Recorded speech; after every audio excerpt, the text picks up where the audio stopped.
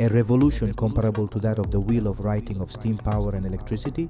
In just 1 year, ChatGPT has reached about 200 million users. But even more incredible, and who started this revolution, we are talking about the father of ChatGPT. Where did he come from? He was born in 1985 in Chicago, but grew up in St. Louis. Soon he proved to be a child, very precocious. He learned to use programming languages at just 8 years old. At the same age, he disassembled and assembled his Mac just to understand how it works. In addition, he is a genius of mathematics. Given his great talent, his parents decided to enroll him in one of the best schools in the United States. But in that period, he discovered that he was a sexual man, which will mark the first part of his life. In the future, he will tell that being gay in that period was not easy at all. Discrimination was very heavy, and he came out in front of the whole school, in front of everyone. And after doing a lot of activism to promote homosexuality, using the safe place tag, he also encouraged others to come out. And this shows how much he knew he was able to involve others for his causes, and this aspect will be very important in the future too. After obtaining his diploma, he enrolled at Stafford University, where he studied computer science. After only 2 years, he decided to leave his studies without graduating to dedicate himself to something else. Another reason was also because he did not like the courses. They seemed sterile to him. He will say in an interview that he learned more playing poker than from the courses. After college, he founded his first company. He did it which was used to share your location in real time.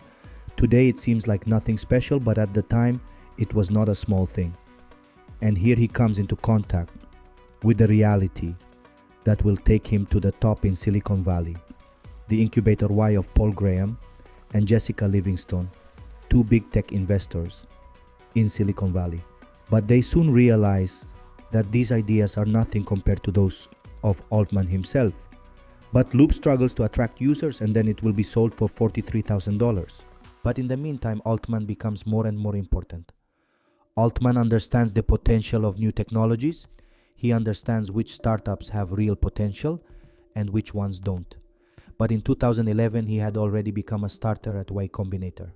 At only 25 years old and on the board of directors of one of the largest companies in Silicon Valley, and in 2014, Paul Graham himself cedes the role of president of the company to him. And Altman becomes one of the most important names for those who want to do startups in California.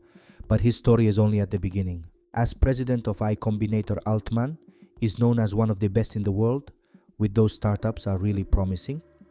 Then he also opened another fund, Hydrazine Capital, and invests in about 1,900 projects financed Reddit, Airbnb, and Switch.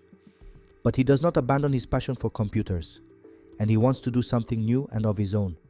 Above all, he wants to focus on the sector of the future artificial intelligence, and in 2015 he put together a group of incredible people, Elon Musk, Jeff Bezos, and other great people. And with all of them he founded OpenAI. At the beginning and only a research project, it was born as a non-profit organization. But with $1 billion as a starting budget, they wanted to create an artificial intelligence open to everyone, designed for the collective good, and many companies did not want to make their technologies open source. They wanted them closed at home. It was very reluctant, and it would have limited research. In 2015, OpenAI hires the best professionals and researchers in the world. The project started well in 2016. The first creation was presented, the OpenAI Gym, a free and open to all platform to speed up machine learning systems. In 2017, it invested $7,900,000 in cloud computing, i.e. technologies to use servers and hardware by sending commands remotely. And it collaborated with Microsoft to improve the Azure cloud computing platform. But in 2018, for the first time, AI presented the pre-training transforming AI model known as GPT. This is a very ambitious technology that allows the creation of artificial intelligence capable of generating original content, not only processing data or solving problems.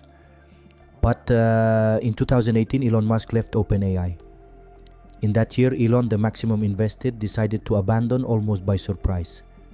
And the way he left leaves people perplexed. In fact, Musk became very critical of Altman's project. He was also critical of generative artificial intelligence. He spoke of it as a risk for the future of humanity, distancing potential funding. OpenAI, I mean, you seem somewhat frustrated with them. You were one of the big contributors early on. The reason I am the reason OpenAI exists. How much money did you give them? I'm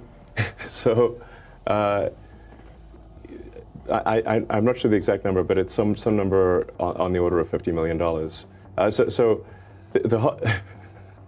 Man, fate loves irony, next level. So I used to be close friends with Larry Page, and I would stay at his house, and we'd have these conversations long into the evening. But for Altman, Musk's move was to take full control of the project by taking out Altman, almost blackmailing him, and if he wasn't leading the project, he would have left. But Altman doesn't give in, and without Musk on board, things get difficult for Altman. And in 2019, ChatGPT opens a for-profit division to sell software products and to get the funds to move forward. This allows him to access Microsoft's funding, which in fact buys 49% of OpenAI. But Musk comes back saying that Altman is only doing it for the money. But despite Musk's attempts, ChatGPT AI continues to survive and move forward, with research and the real fruits are about to arrive. And in 2019, there is an improved model of CPT, GPT-2, and it is one of the best artificial intelligence models. But in 2020, GPT-3, Generative Pre-trained Transformer 3 was born, a language model developed by OpenAI, launched in June 2020. It was a milestone in the field of artificial intelligence thanks to its ability to generate coherent and articulated texts on a wide range of topics. Below is an overview of its main features. 1. Technical features architecture, based on a variant of the Transformer model, an architecture introduced by Google in 2017 that revolutionized the field of NLP, natural language processing. Size. It has 175 billion parameters, making it one of the largest models ever developed at the time of its release. Parameters are the numbers that the model uses to generate linguistic predictions based on input data. Pre-training. It was trained on huge amounts of textual data, including books, scientific articles, web pages, and more, but has no updated knowledge after 2021, in the case of its basic version. What do you think? What will happen, and are you worried about OpenAI? That's all for today. See you in the next video.